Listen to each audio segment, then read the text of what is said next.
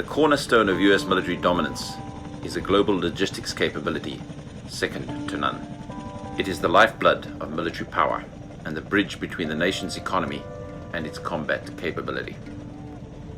It started slowly at first, with local militia foraging for food, but soon coalesced into a collaborative venture across the colonies to sustain a competitive force right here in central New Jersey by the winter of 1778.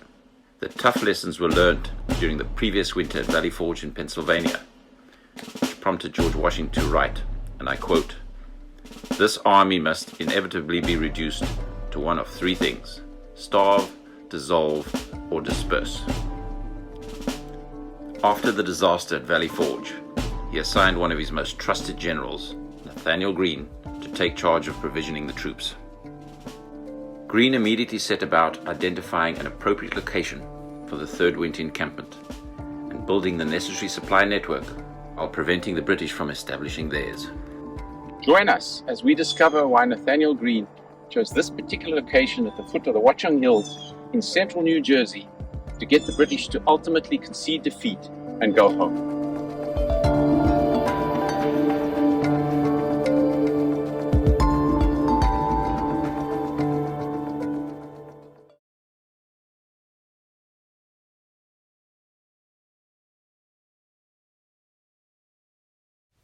The American War of Independence is about 13 remote British colonies coming together to fight the most powerful nation on earth. It's about the coming of age and creation of a new nation. To substantiate my claim that the war was won in central New Jersey, let's start with some of the key elements that most historians would cite as significant contributors. The New England colonies can certainly lay claim to having started this rebellion prior to the Declaration of Independence, with the Boston Massacre, the Tea Party, and the Gaspé Incident. The first action of this war is generally attributed to Massachusetts, with the British march on Lexington and Concord. The Americans then lay siege to Boston Harbor with cannons and weapons taken by Henry Knox from the poorly defended fort at Ticonderoga. It is here that George Washington first took command of the Continental forces and a formal American army was formed. Many significant events followed that contributed to winning the war. My contention is that nowhere was strategically more important in ultimately securing American victory than the Watchung Hills overlooking occupied New York City. It is here near a little hamlet called Middlebrook in Somerset County, New Jersey, during the winter of 1779 that I believe the future outcome of this war was decided. To help identify the relative importance of each of these events, let's start with one of the most obvious indicators in 18th century warfare. Who were the senior officers on the ground at the time? George Washington, as Commander-in-Chief, was present at the crossing of the Delaware, the Battle of Princeton and Monmouth County, and the siege at Yorktown. On that list of notable American achievements, his counterpart, Sir William Howe, and later Sir Henry Clinton, was only briefly present at Monmouth. All other events were delegated to subordinate generals. Washington and Howe first squared up against each other at the Siege of Boston. With the Declaration of Independence on July the 4th, 1776, both armies abandoned Boston and headed for what was to become the largest engagement of the war, the Battle of Brooklyn Heights. This resulted in the fall of New York and a retreat by the Continental Army across New Jersey and into Pennsylvania. As winter was approaching, Sir William Howe decided to consolidate his position in the port of New York and stage outposts in occupied New Jersey. He therefore decided not to pursue Washington into potentially hostile Pennsylvania until at least the following summer. George Washington had other ideas, and on Christmas night in 1776, he and about 2,400 men crossed the Delaware River and launched a surprise attack on the British garrison at Trenton. He then repulsed a counterattack at the Battle of Assunpink Creek and attacked and defeated the British garrison at Princeton. The third defeat in 10 days prompted William Howe to withdraw his outposts in central New Jersey to New Brunswick for the winter of 1776 into 77. Washington chose the Morristown area in the Watchung Hills for his winter encampment and established a forward outpost at Boundbrook. The two opposing forces remained locked in these two positions for most of the war. The only exception appeared to be when William Howe decided to attack Philadelphia and George Washington attempted to stop him. When that failed, Washington ended up encamped outside the city at Valley Forge. When General Clinton took over from Howe, he abandoned Philadelphia and returned to New York City, fearing an attack by the French Navy. George Washington followed him with a brief encounter at Monmouth and then encamped himself for the next 2 winters in central New Jersey to keep an eye on him. Neither George Washington nor his British counterpart took part in the Northern Campaign, which concluded with American victory at the Battle of Saratoga. Note also that when Clinton launched his Southern Campaign, George Washington did not follow him. This resulted in a major defeat and the surrender of General Benjamin Lincoln in charge of the Continental Army's Southern Department with around 6,000 men. Clinton feared an attack by the French fleet on New York City, so soon returned, leaving command of the southern region to Charles Cornwallis. Washington sent his most trusted general, Nathanael Greene, to take charge of the Southern Department. The Continental Army ultimately turned the tide and ended up trapping Cornwallis at Yorktown. George Washington then decided to march his troops south to join the party and help force a surrender. General Cornwallis and around 8,000 men surrendered at the Battle of Yorktown. Although this was a decisive victory, if taken in the context of Benjamin Lincoln's surrender a year earlier, was it that decisive? If it was so decisive, how come the British forces remained entrenched in New York City for another 2 years before they eventually signed the treaty in Paris and went home? Not to suggest that all the other achievements were insignificant, but it does appear to me that the center stage of this conflict for the entire war was right here in New Jersey.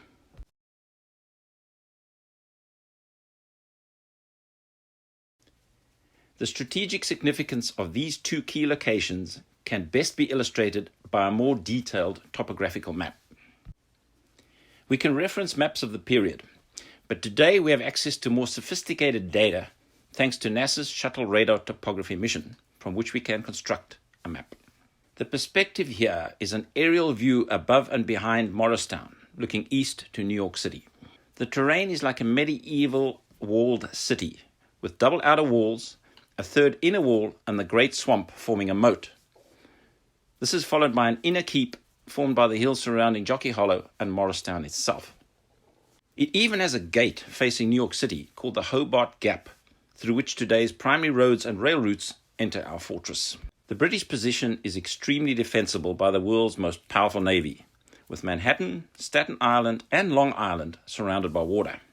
Even if George Washington were to retake the city, he would soon be surrounded by the British fleet and be forced to surrender. The strategic position the Watchung Hills afforded Washington's land-based forces was clearly also formidable, so that the British were reluctant to challenge the Continental forces stationed there. This was illustrated by the attack on the outpost at Brownbrook on April 13th, 1777, which sent the Americans scurrying up into the hills. Washington then sent a large force under Major General Nathanael Greene, stationed at Morristown, to reoccupy Brownbrook, but by then the British had already left. Washington soon realized that he could not defend this forward position at Brownbrook, so he withdrew his troops on May the 26th to a position between the hills at Middlebrook, providing further reinforcements from troops stationed at Morristown. William Howe then marched a force, estimated 18,000 men, out of New Brunswick, through Brownbrook, and as far as Somerville, in an attempt to draw Washington out of the hills. Washington knew that he would lose a fight out in the open, so he didn't engage. And Howe was not going to attack the Continental Army in such a formidably entrenched position. So the British forces soon gave up and returned to New Brunswick. To me, this is the most significant event of this conflict. It sets the scene for the military standoff that persisted throughout the remainder of the war. The defensive position on the British side probably needs no additional explanation. Men on ferries and small boats crossing the Hudson are no match for British ships of the line.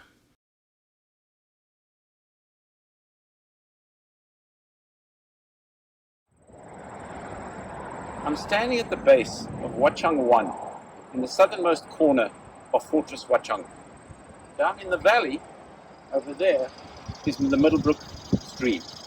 I am well within the range of Henry Knox's cannon, positioned somewhere beneath the cell tower, but I can't see anything to be able to shoot back at him.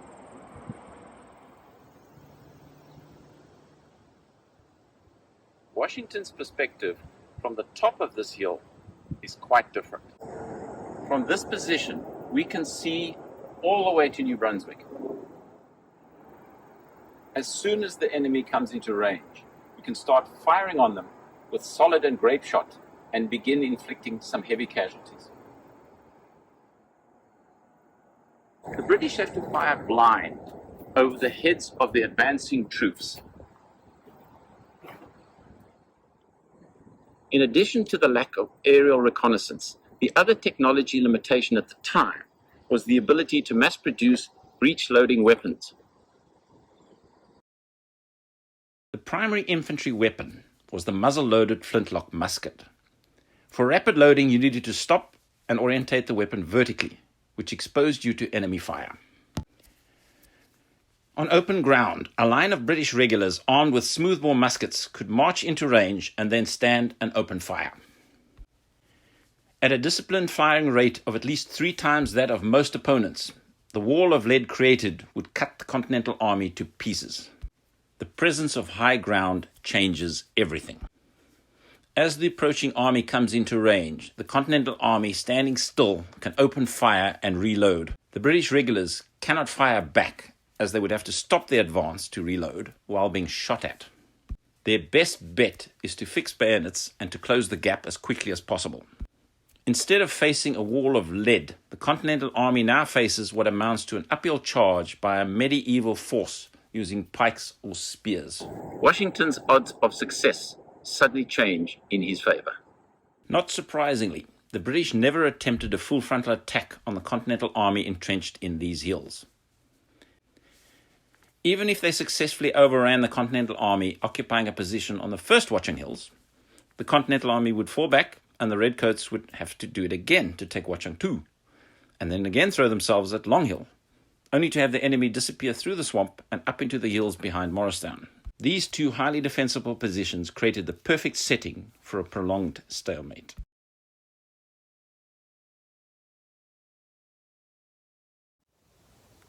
Many central New Jersey historians would probably agree with me that the Watchung Hills was in fact the cockpit of the Revolutionary War. But like any good detective story, there are pieces of this jigsaw puzzle that just don't quite fall into place. The first is the assumption that Sir William Howe wasn't a good strategist or military leader. Now, this is in spite of the fact that his record prior to the Revolutionary War and post the Revolutionary War was exemplary. In fact, second to none. Decision not to join Burgoyne at the Battle of Saratoga and his later resignation after Philadelphia is claimed by many as indicative of the fact that he wasn't up to the job. Could it be that he recognized that this was a futile war? In fact, 6 years earlier than anybody else, and therefore decided to go home? And if so, what made him come to that conclusion?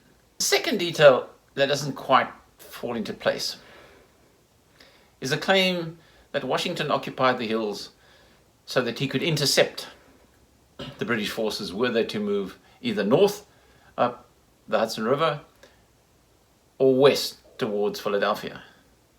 But now we've already established that George Washington wasn't going to confront the British Army head on. So if not, what was the point of him occupying the hills? The third detail that doesn't quite fall into place is why this position, the second Middlebrook encampment, was forward of the defensive position of the hills. Now, this encampment was also claimed to be far more successful than the one that preceded it at Valley Forge or the one that came after it at Jockey Hollow. Many historians would claim that this was because the winter was particularly mild. But is that all there was to it?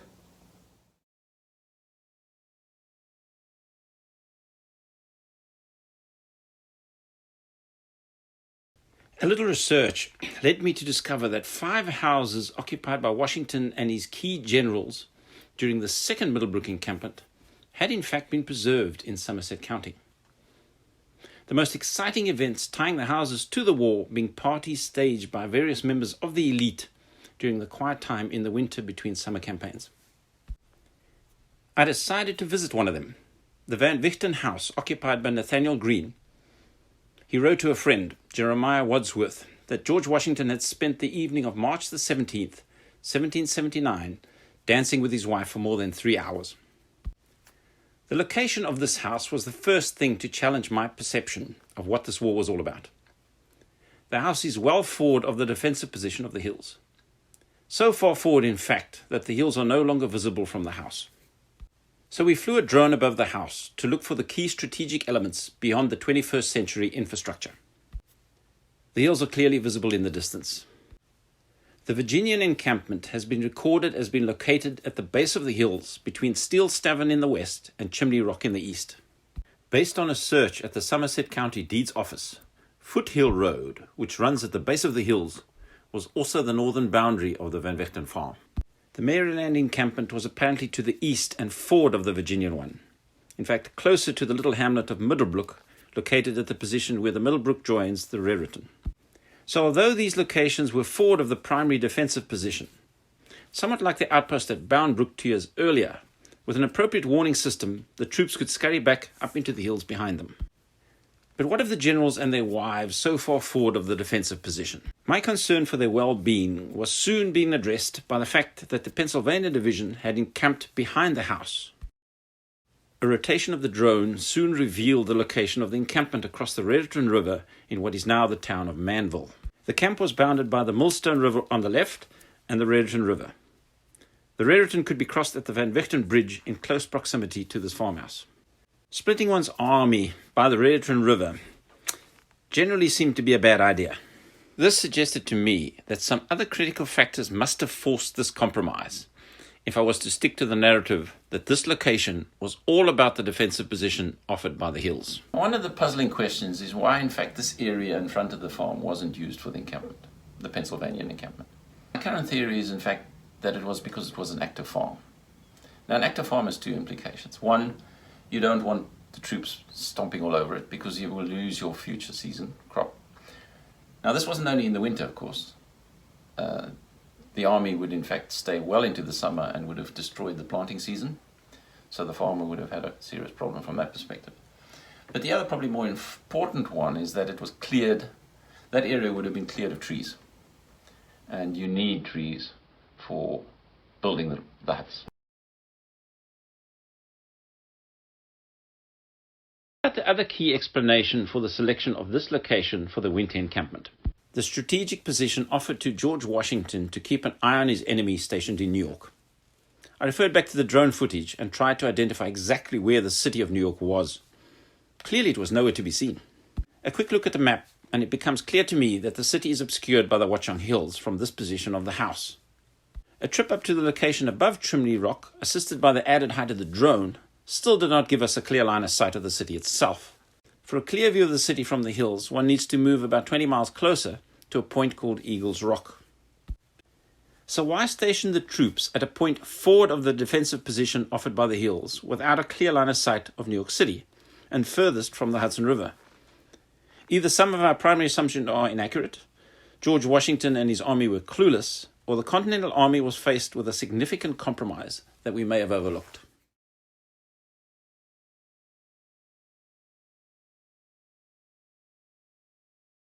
What if the answer is staring us in the face in the drone photographs? Today, this location is dominated by large 18-wheeler trucks, warehousing, and even a rail siding with rail cars. It is clearly a logistic hub. Could this have been the case all the way back in 1778? The man in charge of logistics at the time was the Quartermaster General, Nathanael Greene, the very same man that occupied the Van Wichten residence at the time of the encampment in the winter of 1778 into 79. From a supply line perspective, most of this must have been waterborne prior to the war, hence the importance of bays, harbours and rivers to the establishment of life in the colonies. The Continental Army faced a major challenge. Their traditional waterborne supply routes were controlled by the British. When it comes to penetrating the interior of the country, the importance of the Hudson River Lake Champlain corridor, connecting the British forces on the St. Lawrence River in Canada with Howe's position on the Atlantic coast in New York, is obvious. This waterway provides an almost continuous connection between these two critical locations, with only a small gap which is today connected by a short canal. William Howe also recognized the importance of this corridor to the Americans. Control the river and you cut the troublesome New England colonies off from their friends in the south. Land transport routes were far more limited at the time. King Charles II ordered the construction of a highway, linking all 13 colonies starting in Boston in the north and ending in Charleston in the south, a total distance of 1,300 miles. The key town encountered on this route coming up from the south before crossing into New Jersey is obviously Philadelphia in Pennsylvania. The Delaware is still very wide at this point and continues to be navigable until one approaches Trenton. Now, I took this little field trip to try and determine for myself where the transition points were, where in fact how far up the British Navy would have been able to navigate these rivers, and at what point it'll be much more easy to cross.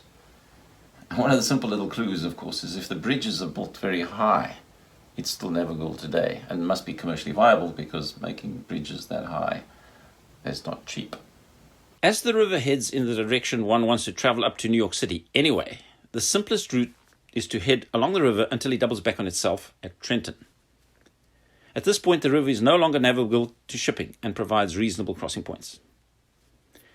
Today, many bridges have replaced the ferries that used to operate in Trenton. The Hudson River can be crossed at several points, into Manhattan or across into Staten Island. The King's Highway thereafter would have continued all the way up to Boston. Given that this area around New York City was occupied by the British, the Continental Army would have had to head further north to be able to cross the Hudson River. As one goes further north into the Tappan Zee, the Hudson River gets wider and even more favorable for sailing vessels than river crossings. That is until the river narrows at Stony Point, where King's Ferry was located. Today we cross slightly further north at Bear Mountain Bridge, where we can take advantage of the mountains to give us an elevation for the bridge and maintain the waterway. Further north, the river winds through elevated hills between Fort Montgomery and West Point. This narrow pass is highly defensible by land forces that can fire down on ships unable to elevate their guns and shoot back. This, therefore, was the Continental Army's primary crossing point, and the one where William Howe would have been reluctant to pass, with any significant Continental force left at his rear to be able to attack his supply line. Digging through the Van Vechten archives, we came across this very interesting map. According to the inscription, it was presented to Major General Greene by John Clarkson in Morristown on February the 11th, 1777.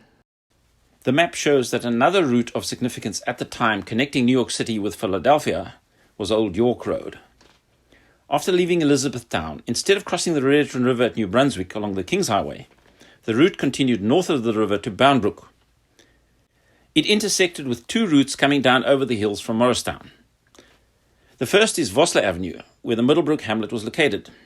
The second was at the Van Vechten Farm, where the road over the hills made it through Steel Gap and continued across the Van Vechten Bridge all the way down to intersect with the King's Highway at Princeton.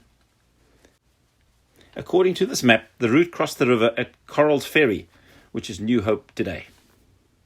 Let us represent these key routes on our topographical map. The red line represents the King's Highway coming up from Philadelphia and crossing the Delaware River at Trenton. A direct route through New Jersey then encounters the Millstone River at Princeton. The Millstone is a north-flowing tributary of the Raritan. Continue on this more or less direct path along Route 27 today, and you then intersect the Raritan at New Brunswick, followed by the Hudson River complex at Elizabethtown.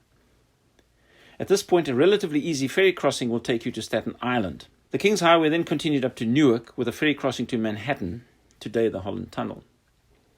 The other route of significance at the time connecting New York City with Philadelphia was Old York Road, as illustrated on Nathanael Greene's map.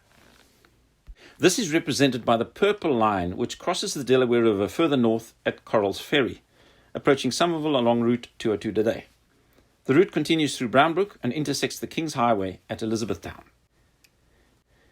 At Middlebrook, Old York Road intersects Vossler Avenue coming down from Morristown. This is represented by the blue line. The challenge facing the Continental Army is that these traditional routes pass right through occupied New York City. The King's Highway therefore had to be diverted at Princeton, represented by the Green Line along Route 206 today. This is keeping the Millstone River as a first line of defense against British-occupied New Brunswick. The route crosses the Raritan River at the Van Vechten Bridge. It then intersects Old York Road and continues up over the hills via Steel Gap Road.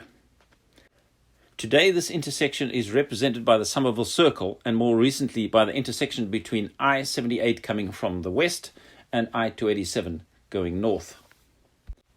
The white line represents a more or less direct route north of Morristown, protected by the hills and all the way up to the Hudson River, crossing at King's Ferry.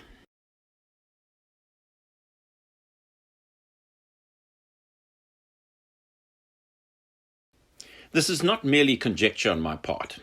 Nathanael Greene specifically mentions the importance of the West Point location and the communication channel between King's Ferry all the way down to Trenton in two of his letters to George Washington. Both were written by him from Fredericksburg, one on October the 18th and the other on October the 27th, 1778. In the first letter, he supports the idea of keeping the army together in a winter encampment rather than sending the troops home for the winter. He wrote, "To have the army in a collective state would render it secure against any attempt by the enemy, and at the same time it would be in readiness to take such advantages as the season and conditions may offer. The discipline of the troops will also be preserved and improved." One needs to remember that this is shortly after the massive loss of life, about a quarter of the Continental Army, at Valley Forge, so the motivation to keep the army together must have been a stronger one than implied by the tone of the letter. He goes on to explain, and I quote, "I would propose leaving a good garrison at West Point for the security of that important pass. 2 or 3 brigades should take post at Danbury. The rest of the army should take post in Bergen County or at our old Middlebrook camp. In either place to hut and fortify themselves as soon as possible. Should the troops take up a position in Bergen County, they will be at hand to support the garrison at West Point and well situated to keep up the communications from King's Ferry to Morristown. But as all the forage upon the upper and lower communications will be wanted for the cattle employed transporting stores eastward, and as the position in Bergen County will be 40 miles further from our supplies than that at Middlebrook, I would prefer the latter position to the former." Unquote. He then goes on to highlight the importance of supply lines. "But if we should take a position all on this side of the North River, and the enemy should march out and intercept our line of communication and cut off our supplies, it would go near to starve the army, as all our bread must come from the westward." Here he specifically outlines the importance and vulnerability of supply lines. Nathanael Greene then presses these points home further in his second letter to George Washington.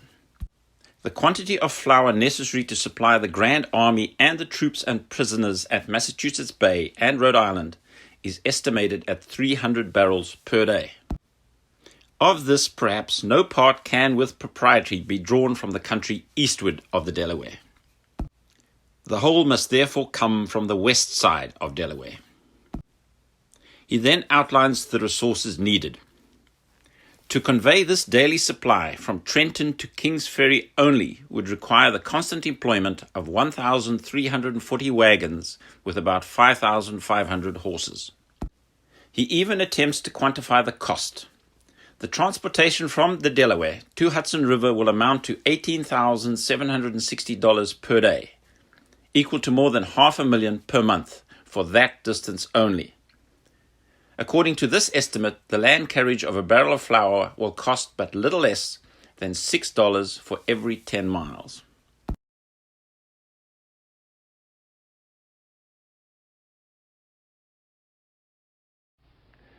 The Revolutionary War ended in a stalemate, with the British forces confined to New York City. The Continental Army was kept alive by a critical supply route that was protected by the Watchung Hills. The optimal location for this winter encampment of the Grand Army, identified by Nathanael Greene, was forward of the Watchung Hills at the point closest to the true primary routes coming from Pennsylvania.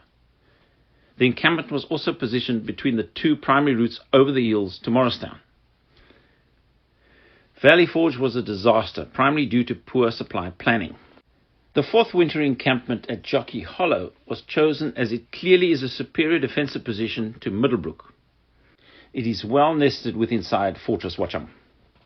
The Van Vechten farm is roughly 25 miles from Trenton and 25 miles from Morristown. So moving the encampment from Middlebrook to Morristown roughly doubles the distance over much more challenging winter terrain. Not surprisingly, the supply chain at Jockey Hollow was far less reliable. Now, if we consider this dimension from a British perspective, under what circumstances could the British Army extend their influence beyond New York City, while Washington's army occupied the hills? If the Redcoats headed up the Hudson River to join the party at Saratoga, George Washington would have waited until they were well past West Point, and then attacked the British supply line at Stony Point. He would throw the full might of his primary army against any garrison that Howe might have left behind at this important pass.